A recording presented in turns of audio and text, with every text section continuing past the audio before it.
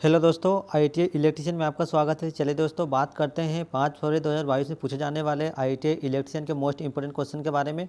हमारा पहला सवाल है, आर्मेचर में समान रूप से चुंबकीय फ्लक्स वितरित करने के लिए हम प्रयोग करते हैं। दोस्तों, ये सेकंड ईयर एग्जाम में पूछे जाने वाले मोस्ट इंपोर्टेंट क्वेश्चन है। तो यहाँ पर जो क्वेश्चन पूछा गया है कि आर्मेचर में समान रूप से चुंबकीय फ्लक्स वितरित करने के लिए हम प्रयोग करते हैं योक, क्षेत्र कुंडली, पोल सूज या उपरोक्त सभी। ये 4 ऑप्शन है, इसमें से आपको राइट आंसर बताना है। तो यहाँ जो राइट आंसर होगा फ्रेंड्स वह क्या होता है, तो वह होता है पोल सूज होता है, क्योंकि आर्मेचर में समान रूप से अगर चुंबकीय फ्लक्स वितरित करना हो तो हमें पोल सूज का उपयोग करना पड़ेगा। तो राइट आंसर आएगा पोल सूज। नेक्स्ट क्वेश्चन है, विद्युत उपकरणों में अग्निशामक उपयोग किए जाते हैं। विद्युत उपकरणों में किस प्रकार के अग्निशामक का प्रयोग किया जाता है। ये 4 ऑप्शन दिए गए हैं और आपको राइट आंसर बताना, जिसमें से पहला ऑप्शन हमारा है हेलन फोम प्रकार का, गैस कार्टी जलयुक्त प्रकार का, या स्टोरेज प्रेशर जलयुक्त। तो यहाँ जो राइट आंसर होगा कि विद्युत उपकरणों में अग्निशामक उपयोग किए जाते हैं, तो यह हेलोन प्रकार के अग्निशामक प्रयोग किए जाते हैं। राइट आंसर होगा यहाँ पर हेलोन प्रकार के अग्निशामक प्रयोग किया जाता है। नेक्स्ट क्वेश्चन फ्रेंड्स, अर्धतरंग दृष्टिकारी में डायोड की संख्या कितनी होती है। मोस्ट इंपोर्टेंट क्वेश्चन पूछा गया फ्रेंड्स कि अर्धतरंग दृष्टिकारी में डायोड की संख्या कितनी होती है। ये 4 ऑप्शन दिए गए हैं और आपको राइट आंसर बताना है। यहाँ पर पहला ऑप्शन है 2, 4, 1 या 3। तो दोस्तों याद रखना, अर्धतरंग दृष्टिकारी में जो डायोड की संख्या होती है वह कितनी होती है, तो वह 1 होती है। राइट आंसर होगा अर्धतरंग दृष्टिकारी में डायोड की संख्या 1 होती है। राइट आंसर होगा 1। नेक्स्ट क्वेश्चन है, तुल्यकालिक मोटर की रचना इसके समान होती है। आपको बताना है कि तुल्यकालिक मोटर की रचना इन 4 ऑप्शन में से एक के समान होती है। यहाँ पर पहला ऑप्शन दिया गया है अल्टरनेटर प्रकार की मशीन के समान, इंडक्शन प्रकार मशीन के समान, डीसी मशीन के समान, या उपरोक्त सभी। तो तुल्यकालिक मोटर की जो रचना है फ्रेंड्स वह अल्टरनेटर प्रकार की मशीन के समान होती है। अल्टरनेटर प्रकार की मशीन के समान ही तुल्यकालिक मोटर की रचना होती है। नेक्स्ट क्वेश्चन है, ड्रिल मशीन के लिए किस मोटर का चयन करेंगे। यहाँ पर मोस्ट इंपोर्टेंट क्वेश्चन पूछा गया है कि ड्रिल मशीन के लिए किस प्रकार की मोटर का चयन करेंगे। ये 4 ऑप्शन दिए गए हैं और आपको यहाँ से राइट आंसर बताना है, जिसमें से पहला ऑप्शन हमारा दिया गया है यहाँ पर यूनिवर्सल मोटर, दूसरा है प्रतिकर्षण मोटर, तीसरा है रिलक्टेंस मोटर या प्रतिकर्षण मोटर। तो दोस्तों यहाँ पर जो राइट आंसर होगा, ड्रिल मशीन के लिए हम यूनिवर्सल मोटर का उपयोग करते हैं। और यूनिवर्सल मोटर की यह विशेषता है कि यह AC तथा DC दोनों प्रकार की विद्युत धाराओं पर कार्य करने वाली जो मोटर होती है वो यूनिवर्सल मोटर कहलाती है। मतलब यह है कि यूनिवर्सल मोटर AC तथा DC दोनों प्रकार की विद्युत धाराओं पर चलती है। और यहाँ पर क्या पूछा गया है कि ड्रिल मशीन के लिए किस मोटर का चयन करेंगे, तो ड्रिल मशीन के लिए यूनिवर्सल मोटर का ही प्रयोग करेंगे जो AC और DC दोनों धाराओं पर कार्य करती है। नेक्स्ट क्वेश्चन है, स्टेटस चुंबकीय क्षेत्र के घूर्णन की दिशा इस पर निर्भर करती है। स्टेटस चुंबकीय क्षेत्र के जो घूर्णन की दिशा होती है वह इस पर निर्भर करती है आपूर्ति वोल्टेज पर, रोटर की स्थिति पर, आपूर्ति के चरण अनुक्रम पर, या इनमें से कोई नहीं। तो यहाँ पर जो राइट आंसर होगा फ्रेंड्स कि स्टेटस चुंबकीय क्षेत्र की जो घूर्णन की दिशा है वह आपूर्ति के चरण अनुक्रम पर होती है। राइट आंसर होगा आपूर्ति के चरण अनुक्रम पर। Next question friends, slip ring induction motor में सर्पी वलय जुड़े होते हैं। पूछा गया है कि स्लिप रिंग इंडक्शन मोटर में सर्पी वलय जुड़े होते हैं स्टेटस में, रोटर में, उत्तेजक क्षेत्र में, या अपकेंद्रीय स्विच में। तो यहाँ पर जो राइट आंसर होगा फ्रेंड्स कि जो स्लिप रिंग इंडक्शन मोटर के जो सर्पी वलय होते हैं वह रोटर में जुड़े होते हैं। राइट आंसर होगा यहाँ पर रोटर में जुड़े होते हैं। नेक्स्ट क्वेश्चन है, एक SCR में कितने PN जंक्शन होते हैं। पूछा गया है कि एक SCR में कितने PN जंक्शन होते हैं। 3 होते हैं, 4 होते हैं, 5 होते हैं, या 2 होते हैं। तो यहाँ पर जो राइट आंसर होगा फ्रेंड्स कि SCR का फुल फॉर्म होता है सिलिकॉन कंट्रोल रेक्टिफायर। और SCR में कितने PN जंक्शन होते हैं, तो SCR में 3 PN जंक्शन होते हैं। राइट आंसर होगा 3 PN जंक्शन होते हैं।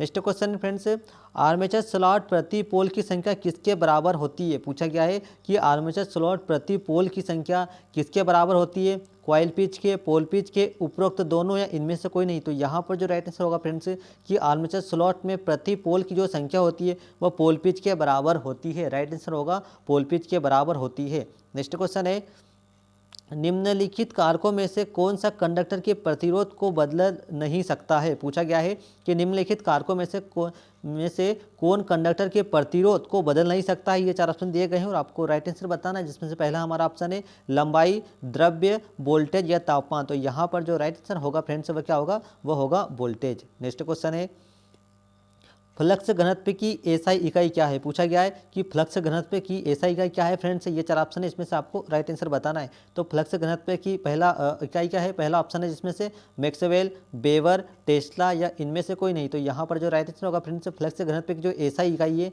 वह क्या है, वह टेस्ला। याद रखना दोस्तों, फ्लक्स घनत्व की जो एसआई इकाई है वह क्या है, वह है टेस्ला। नेक्स्ट क्वेश्चन है, बैटरी किस प्रभाव पर का एक उदाहरण है। पूछा गया है कि बैटरी किस प्रभाव का एक उदाहरण है। ये 4 ऑप्शन दिए गए हैं और आपको राइट आंसर बताना है। इसमें से पहला ऑप्शन है रासायनिक प्रभाव, चुंबकीय प्रभाव, तापमान प्रभाव या उपरोक्त सभी। तो यहाँ पर जो राइट आंसर होगा फ्रेंड्स, जो बैटरी होती है वह किस प्रभाव पर कार्य करती है। तो जो बैटरी है वह रासायनिक प्रभाव पर कार्य करती है। बैटरी रासायनिक प्रभाव का एक उदाहरण है। राइट आंसर होगा रासायनिक प्रभाव। नेक्स्ट क्वेश्चन है, एक कूलाम विद्युत धारा किसी इलेक्ट्रोलाइट से मुक्त होने वाले पदार्थ के द्रव्यमान को कहा जाता है। मोस्ट इंपोर्टेंट क्वेश्चन है कि एक कूलाम विद्युत धारा के किसी इलेक्ट्रोलाइट से मुक्त होने वाले पदार्थ का द्रव्यमान को कहा जाता है पदार्थ की विद्युत रासायनिक तुल्यांक। पहला ऑप्शन ये है। दूसरा ऑप्शन दिया गया है विद्युत की मात्रा, फेराड के विद्युत अपघटन का पहला नियम, इनमें से कोई नहीं। दोस्तों यहाँ पर जो राइट आंसर होगा कि एक कूलाम विद्युत धारा किसी इलेक्ट्रोलाइट से मुक्त होने वाले पदार्थ के द्रव्यमान को कहा जाता है तो पदार्थ की विद्युत रासायनिक तुल्यांक कहा जाता है। मोस्ट इंपोर्टेंट क्वेश्चन है और इसका जो राइट आंसर होगा पदार्थ की विद्युत रासायनिक तुल्यांक। नेक्स्ट क्वेश्चन है फ्रेंड्स, एक शुष्क सेल में धनात्मक इलेक्ट्रोड के रूप में रॉड को केंद्र में स्थापित किया जाता है, उस किस पदार्थ से किया जाता है। तो ये 4 ऑप्शन है, उसमें से आपको राइट आंसर बताना है। तो पहला ऑप्शन दिया गया है कार्बन, कैडमियम, ग्रेफाइट या जिंक। तो यहाँ पर राइट आंसर होगा कार्बन रॉड का उपयोग किया जाता है। राइट आंसर होगा कार्बन रॉड। नेक्स्ट क्वेश्चन है, आर्मेचर नियंत्रण विधि में से किसे डीसी शंट मोटर की गति बढ़ाई जाती है। पूछा गया है कि आर्मेचर नियंत्रण विधि में से किससे डीसी शंट मोटर की जो गति होती है वह बढ़ाई जाती है। 4 ऑप्शन दिए गए हैं। तो इसमें से पहला ऑप्शन दिया गया है आर्मेचर सर्किट में प्रतिरोध बढ़ाकर कर सकते हैं क्या, आर्मेचर सर्किट में प्रतिरोध घटाकर, या उपरोक्त दोनों या इनमें से कोई नहीं। तो यहाँ पर जो राइट आंसर होगा फ्रेंड्स, हम आर्मेचर नियंत्रण विधि से अगर डीसी शंट मोटर की गति को नियंत्रित करना हो तो हम आर्मेचर सर्किट में प्रतिरोध को घटाकर कर सकते हैं। हम डीसी शंट मोटर की गति तभी बढ़ा सकते हैं दोस्तों जब आर्मेचर सर्किट में प्रतिरोध को घटाकर, आर्मेचर सर्किट में हम अगर प्रतिरोध का मान घटा देते हैं तो शंट मोटर की जो गति होती है वह क्या होती है, वह बढ़ जाएगी।